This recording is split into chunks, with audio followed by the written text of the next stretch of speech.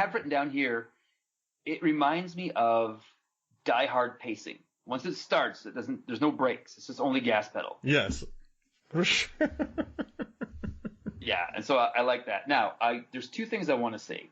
There's two moments that Swayze has that I think are subtle but need to be talked about. When they realize what's going on, there's like 2 beats of silence, and Patrick Swayze just says out loud, "We're all gonna die."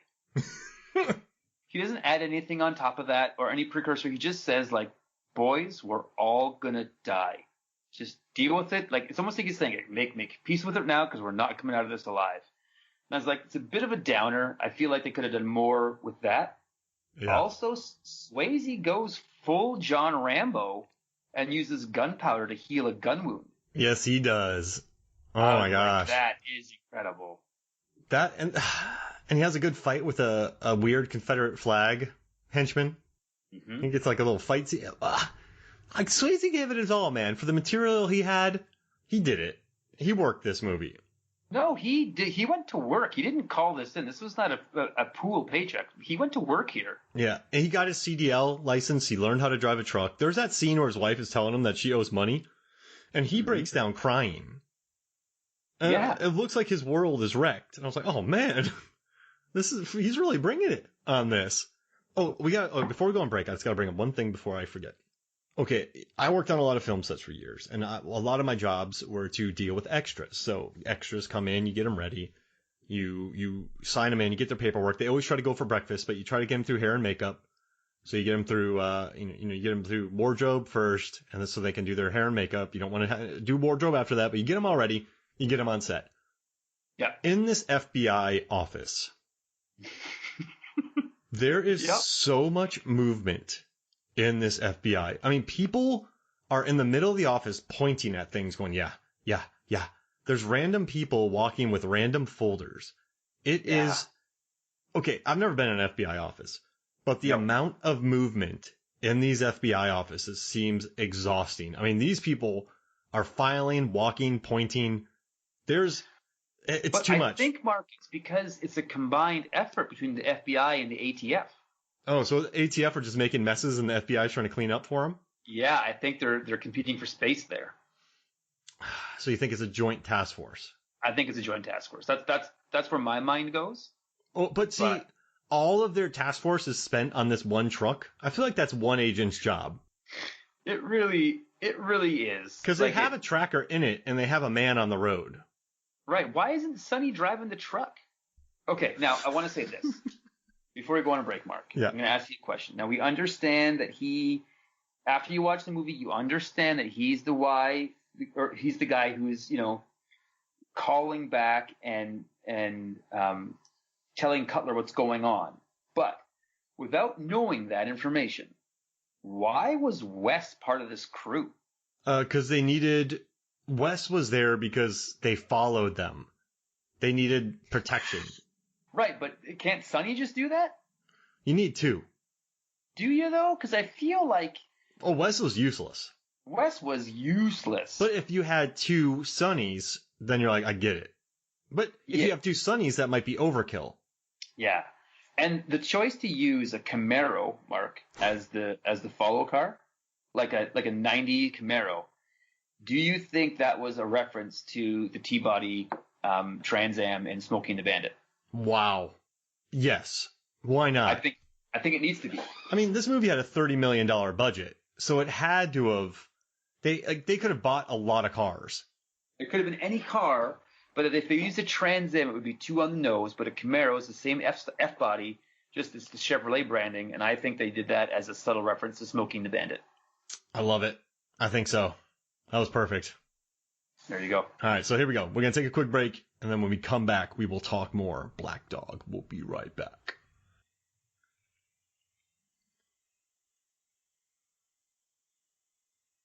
Welcome back to Movies, Films, and Flicks. And let's talk about the director of photography here. His name is Buzz Feitchens, and you got to see this guy's filmography. He has shot 43 episodes of Young Sheldon. He has done Pretty Little Liars, Community, 13 episodes. Heart of Dixie, he shot 50. Whoa, did he do 51? Yeah, he did that. He did 59 episodes of Chuck. Holy crap. So yeah, Incredible. This guy has been shooting. He also did McHale's Navy. Oh man. Yeah, McHale's Navy, which was fun. But he also worked on second units on Yes Man, Pineapple Express, The X-Files, Ready to Rumble. Hey now. Nice. Daylight, Dragonheart, Die Hard with a Vengeance, Lightning Jack. He was a camera operator on Tombstone.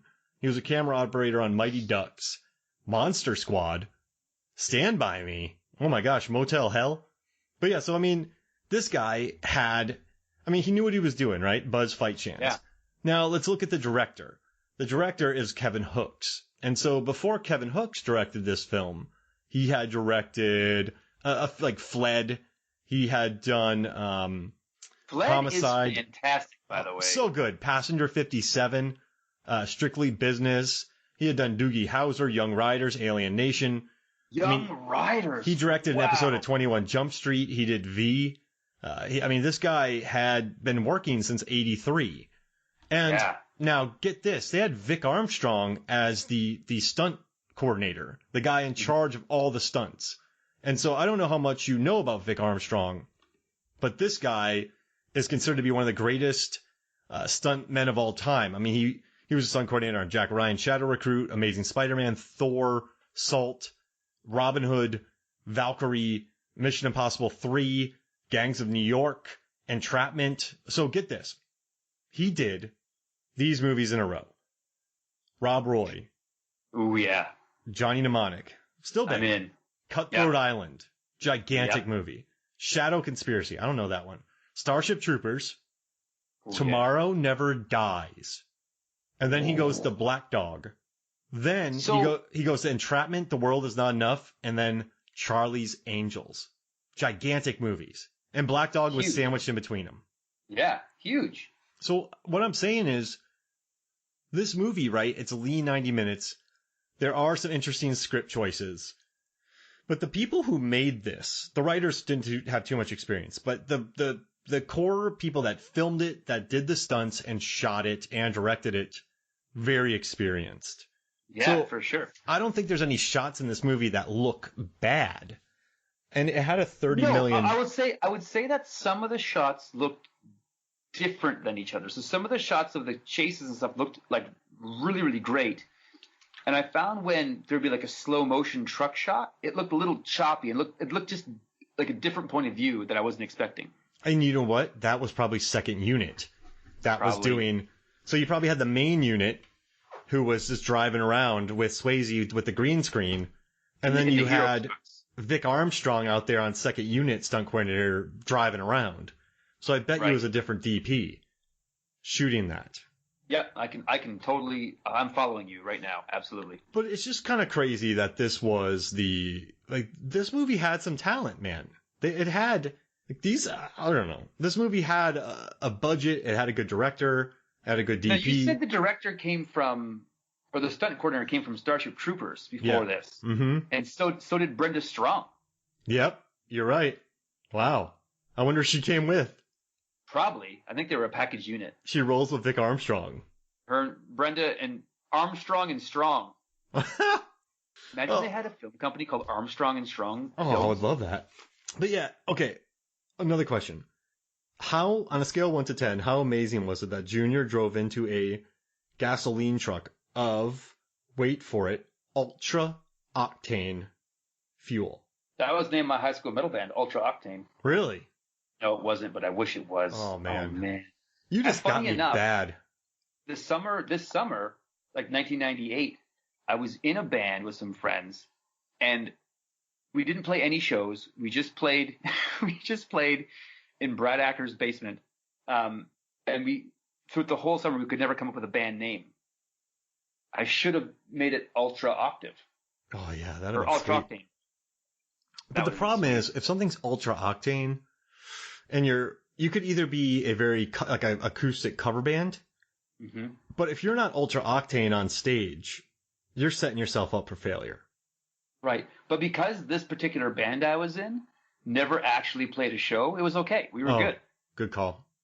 Now, It would have been the perfect name for us. On a scale of 1 to 10, what would you give Sonny's gut kick to Wes inside the bathroom? There was some good thuds in this movie, which I think amplified weak kicks, if I can say that. So visually, if you mute it and watch it, it's no good. Mm-hmm. Sound on, there's a good thud there. I buy it every time. But can we talk about this bathroom scene for a minute? Yeah, with the with the catheter scar. Yeah. But in the bathroom, everybody pulls out guns, except Swayze. He's got a tire iron because he doesn't want to hold a gun because he's on parole. Because he'll only break some rules when he's on parole. Like driving guns. Right. But Sonny pulls out the weirdest looking handgun I've ever seen in my life. Yeah, it looks like a flare gun or a gun just with 3-inch bullets. Yeah, I don't know what it is. Like, I don't know. Like, I only based on watching movies, but like John McClane and Martin Riggs had a Beretta 92S, and then there's like Glocks in 6 hours, and there's the Walther PPK. There's like these handguns that we know because we watch film. I had no idea what this gun was. You know what? I'm looking up on the Internet Firearm thing. Black Dog. Internet Movie Firearms Database. IMFDB. And let's see if we can find this gun. Man, people have really done this, dude. This is wild. Every single gun in here is covered. Oh, so this is a Thunder 5.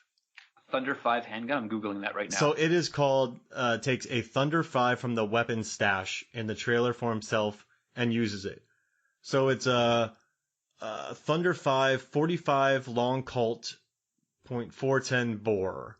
Sonny pulls a Thunder 5 out of the stash. Look at this thing. It exists. It's a real gun.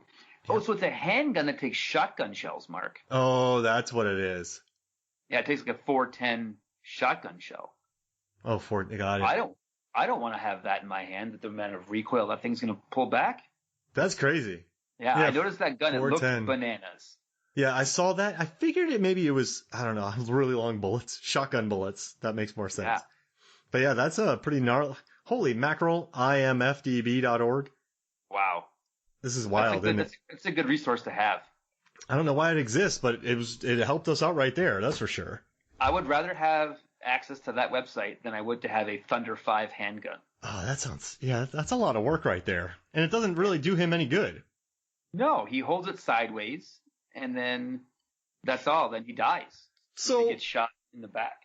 Okay. We got to cover this. Okay, so Meatloaf. Yeah. Chases down Jack Cruz. Meatloaf fails. Right? Meatloaf is like, oh, rebel. Later on, when everything is cleared, Patrick Swayze gets $10,000 and his license back. What does he do? He actually, I guess he helps bring everybody down, but if none of this would have happened, he just would have delivered the truck, by the way. I think it's like the Indiana Jones scenario. If you remove Indiana Jones from Raiders of the Lost Ark, or Raiders of the Lost Ark, the ending's the same. Yep. Sonny would have lived. And he just would have taken down. Like it would have been okay. So Red shows up in another truck and chases Swayze around an abandoned shipping container area, which seems fun, by the way. Yeah. If I had some Geo Metros and 8 friends and roll bars and all of them in safety, I would run a course there, for sure. I would drive to Atlanta and do that with you. Yes, I would. Imagine that. We have our own course to drive Geo Metros with roll bars and cages and everything safety. 4-cylinder. But do you think if we rented that out, we should just have the Black Dog convention? Yes, we absolutely should. Okay. Yeah. So it's going to make this happen. Who's ever around, bring them back, and let's do this. But, yeah. I mean, he could have just waited at his house. It was the most ineffective way to kill Jack Cruz. And he waited perfectly to ram him with precision timing. I also want to say, Mark, here's the thing. Let's say for some reason, our friendship that has been going on for years has all been a farce because I want to use you to run guns. Let's just say that's the reality we're living in. Yeah. Don't worry, it's not the truth, but let's just pretend for a second. And then it goes astray, and I want to kill you. I'm so angry, I want to kill you.